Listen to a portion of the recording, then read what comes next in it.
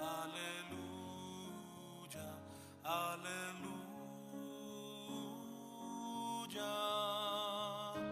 aleluya, aleluya, aleluya.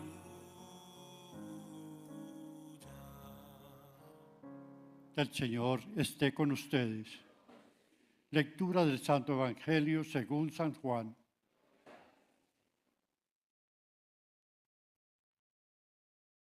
En aquel tiempo dijo Jesús a sus discípulos: Yo soy la verdadera vid y mi Padre es el labrador. A todo sarmiento que no da fruto en mí lo arranca, y a todo el que da fruto lo poda para que dé más fruto.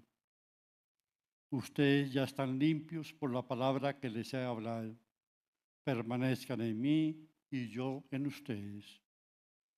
Como el sarmiento no puede dar fruto por sí si no permanece en la vid, así tampoco ustedes si no permanecen en mí. Yo soy la vid, ustedes los sarmientos. El que permanece en mí y yo en él, ese da fruto abundante. Pero sin mí no pueden hacer nada.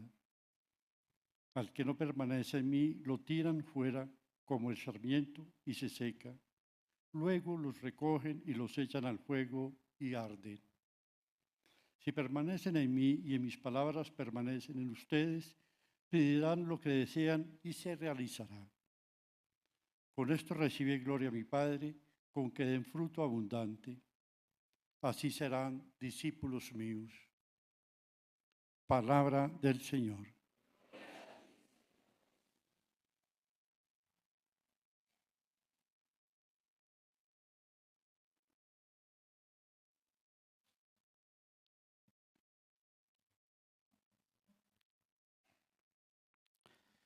Escuchamos, queridos amigos, un texto precioso en el Evangelio de San Juan.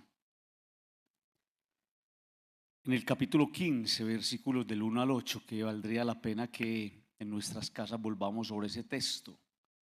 San Juan en el capítulo 15.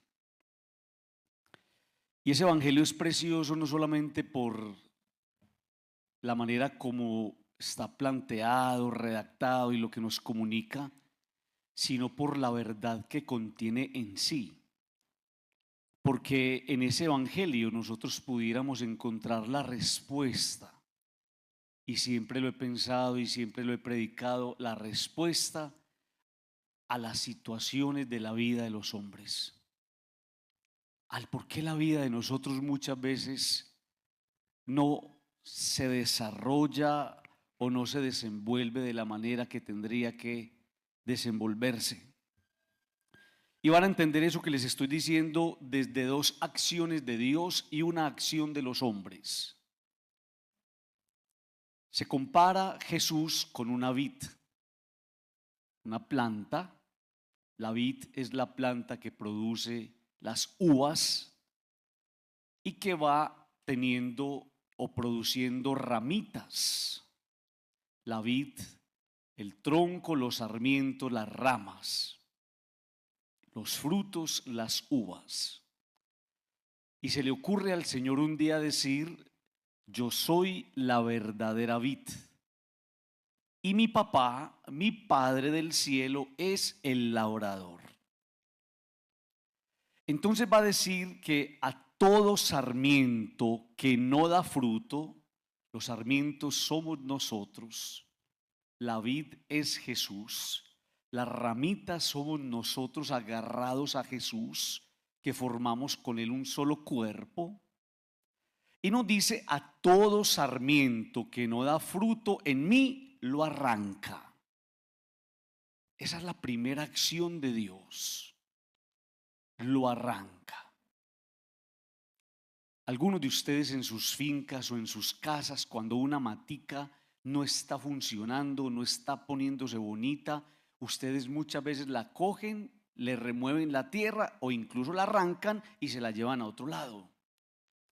Y ese movimiento de tierra, ese movimiento del lugar, de la maceta, y ponerla en otra parte, va a producir una cosa que se llama oxigenación. Ese movimiento no es malo. Y entonces a veces el Señor coge una persona y la arranca del lugar donde está, la arranca para sembrarla en otro lado, la arranca para generar movimiento, la arranca para oxigenarla. Atención, la arranca para salvarla. Y nosotros no estamos listos para eso. Porque el capricho, la soberbia, el querer tener el control, el creer tener siempre la razón, nos va a llevar a querer estar ahí, en ese sarmiento donde creemos que es. Y a veces ahí no estamos produciendo. Y a veces ahí no estamos entregando el fruto. Y a veces ahí podría pasar, nos estemos pudriendo, nos estemos muriendo, nos estemos sencillamente privando de entregar el fruto que tenemos que entregar. Primera acción de Dios, arrancar. En el Evangelio se nos muestran acciones de Dios con las personas en ese sentido. Un hombre está enfermo en un lugar y el Señor lo arranca de ese lugar y lo pone en otra parte. Abraham estaba en Ur de los Caldeos y el Señor lo arrancó de allá y lo llevó a otra parte. Y así trabaja Dios. A veces nos arranca de donde estamos para salvarnos. La segunda acción de Dios. Todo el que da fruto lo poda para que dé más fruto. Y entonces la segunda acción de Dios es podar. ¿Cómo duelen las podas de Dios? Que le pasen a uno una guadañadora por encima. Y Dios quitándonos las asperezas. Y Dios quitándonos lo que sobra. Y Dios volviéndonos a lo esencial. Y Dios entrándonos en nosotros mismos. Y Dios volviéndonos a una condición virginal para que soltemos lo que nos sirve, para que dejemos a un lado lo que nos pueda estar robando el centro. Amigos, esa es la forma como trabaja Dios, arrancando y podando. Y muchos de nosotros no estamos listos para las podas de Dios. Hay matrimonios que están siendo podados y no lo están sabiendo entender. Las podas de Dios producen regeneración. Cuando se purifica, cuando se guadaña o se le volea rula y machete a un cerco vivo, se pone precioso. Se pone precioso. Se empieza a tupir, las raíces empiezan a hacerse más fuertes. Eso pasa cuando el Señor poda, que nos volea rula y nos volea machete y corta lo que no nos sirve y quita esto, y nosotros diciéndole: Señor, no me quite eso, y Dios dice: eso te está dañando. Y cuando menos piensa, lo que nos quitaron hizo que nosotros nos afináramos más. Y entonces un matrimonio puede estar siendo podado y lo que Dios está haciendo es tupiéndolo. Lo que Dios está haciendo es que se vuelva más compacto. Lo que Dios está haciendo es que se vuelva un matrimonio más en el centro para recuperar lo que perdieron. Y hay familias que están siendo podadas. Y hay que leer la poda de Dios como la limpieza de lo accesorio para recuperar lo importante. Y hay personas que están siendo podadas y a lo mejor en la poda Dios les está preparando algo mejor. Yo sé la pregunta que está en la cabeza de ustedes: ¿y cómo entender eso, Padre? ¿Cómo entender las podas de Dios? Y entonces nos dice el Señor que solamente desde la fe, cuando se tiene fe, usted entiende a Dios podando. Cuando se tiene fe, usted entiende a Dios arrancando. Pero luego nos va a pedir a nosotros algo.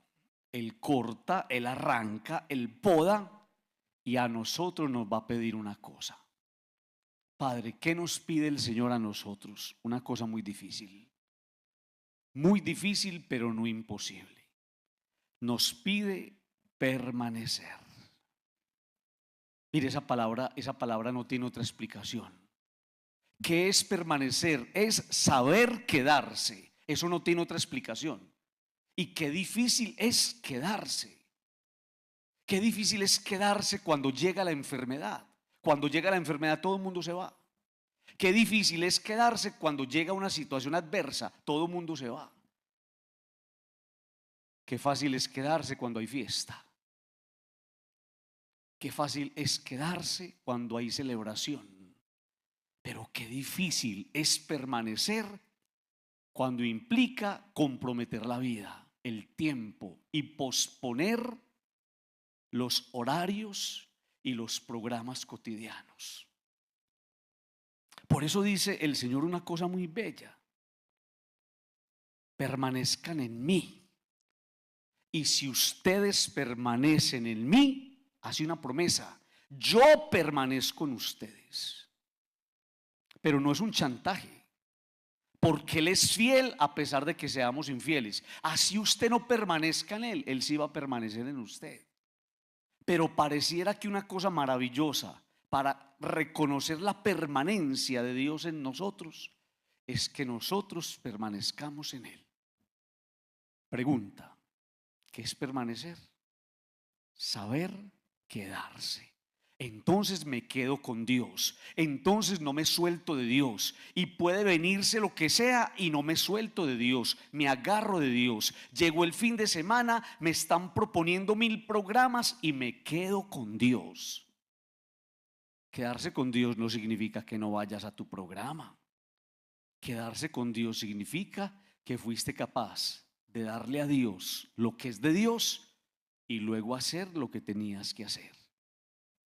Y miren, queridos amigos, esa lectura tan preciosa, y nosotros vamos sacando conclusiones. ¿Será que Dios en este momento me está arrancando? ¿Será que Dios en este momento me está podando? ¿Será que Dios en este momento me está pidiendo más permanencia porque soy un inconstante con Él? Y luego mire lo que aparece tan precioso. Como el sarmiento no puede dar fruto por sí, la ramita, sino está pegada al tronco.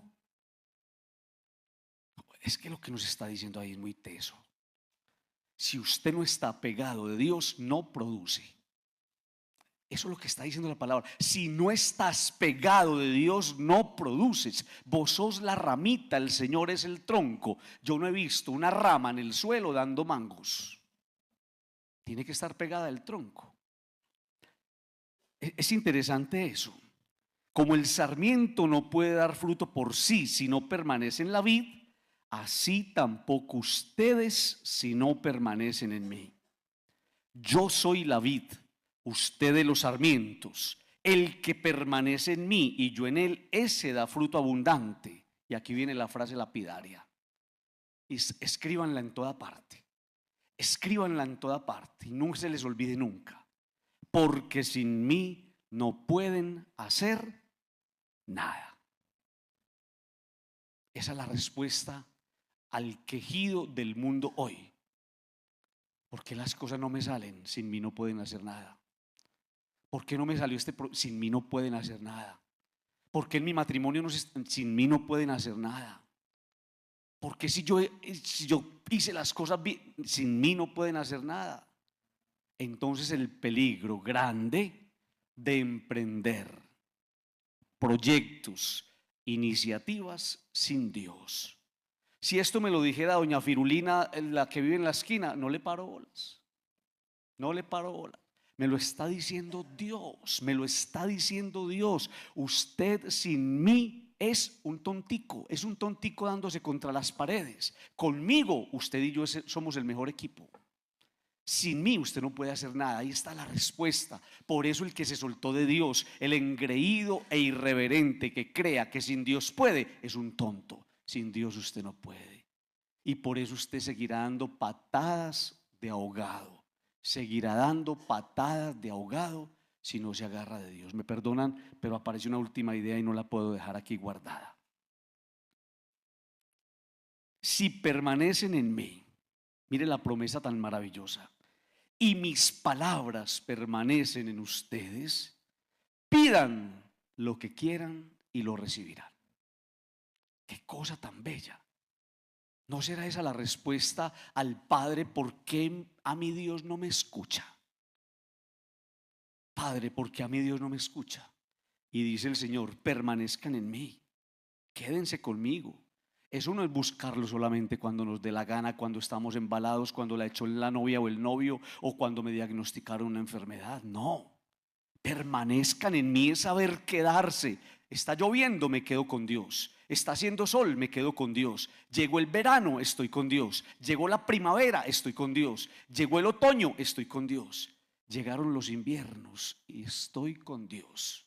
Saber quedarse siempre es la condición para que nunca te falte nada. Que nos ayude el Señor y nos conceda a nosotros la gracia de entender esta palabra y de descubrir que ahí está la respuesta a muchas de las preguntas que nosotros venimos haciéndole a Dios y a la vida. Digan conmigo amén.